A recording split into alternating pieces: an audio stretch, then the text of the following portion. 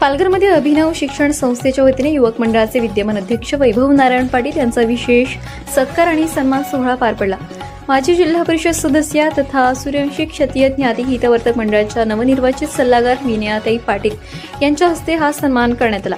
यावेळी अभिनव शिक्षण संस्थेचे संस्थापक दिलीप सातवी, प्रीती सातवी, मुख्याध्यापिका सिंग मॅडम, हितवर्धक मंडळाचे माजी अध्यक्ष शाहीर गंगाराम घरत, सामाजिक कार्यकर्ते विकास पाटील, महाराष्ट्र राज्य वीट उत्पादक व मजूर संघटनेचे अध्यक्ष प्रफुल्ल पावडे, कार्याध्यक्ष दयानंद पाटील, विश्वस्त सुदाम पाटील, सल्लागार सेवक गवळी, सचिव अजित पाटील, खजिनदार अक्षय घरत यांच्यासह शिक्षक वर्ग, विद्यार्थी आणि मान्यवर मोठ्या संख्येने उपस्थित होते। याच कार्यक्रमात पंचक्रोशीतील होतकरू विद्यार्थ्यांसाठी अभिनव शिक्षण संस्थेच्या माध्यमातून मोफत MSc IT प्रशिक्षण उपक्रमाचे अनावरण करण्यात आले। विनयाताई पाटील आणि वैभव पाटील यांच्या हस्ते या उपक्रमाचा शुभारंभ झाला। यावेळी संस्थापक दिलीप सातवी यांनी समाजातील होतकरू विद्यार्थी यांना या मोफत प्रशिक्षणाचा जास्तीत जास्त लाभ घ्यावा असे आवाहन केले। मुख्याध्यापिका सिंग मॅडम यांनी उपस्थितांचे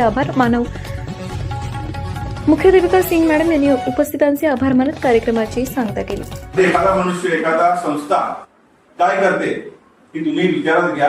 तुम्ही सर्व, आम्ही पण गरीबच, आपला गरीब परिसर आहे, कुणबी समाज आगरी आदिवासी कुणबी हे तर सामान्य शेतकरी आहेत, पण तुमच्यासाठी, तुमच्या भविष्यासाठी, उज्ज्वल भविष्यासाठी हे अभिनव शिक्षण संस्था खूप कष्ट घेते आणि कष्टाने तुम्ही चीज करा आणि तुमच्यातून आम्हाला एक दोन चांगले ऑफिसर बघायचे।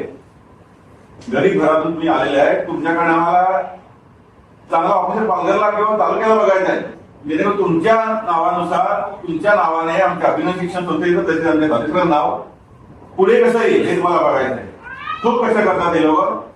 तुमचं नाव, तुमच्या माध्यमातून नाव येईल का अभिनव शिक्षण संस्थेचा एक चांगला विद्यार्थी, विद्यार्थिनी आज वाड्यामध्ये तहसीलदार आहे किंवा भिवंडीमध्ये आहे, कोणत्या मोठ्या पदावर आहे, ही अपेक्षा बाळगतो। आणि इथे माझा सत्कार झाला त्याबद्दल अभिनव शिक्षण संस्था, हे आमचे सर्व समाज बांधव आणि आमचे मार्गदर्शक, शिक्षक वृंद या सर्वांचा मी मनापासून आभारी आहे। आणि ह्या संस्थेला माझ्या वैयक्तिक माझ्याकडून मी रोख रुपये 5,000 रुपयाची देणगी द्यायला